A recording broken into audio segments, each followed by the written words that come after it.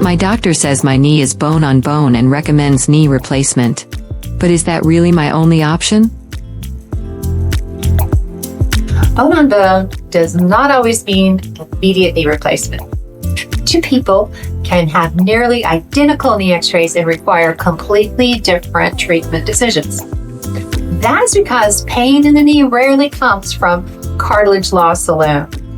In many patients, symptoms are influenced by inflammation of the joint lining, stress within the bone beneath the cartilage, muscular stability, and overall biomechanics of the joint. In other words, the knee is a system, not just a piece of cartilage. This is why thoughtful evaluation matters. A careful assessment looks not only at imaging, but also at the structural support of the joint, functional mechanics, and overall tissue health. Only after understanding the entire system can we determine whether surgery truly represents the best next step or whether the joint still has preservation potential. Excellence in medicine comes from precision and clarity, not rushing to a procedure.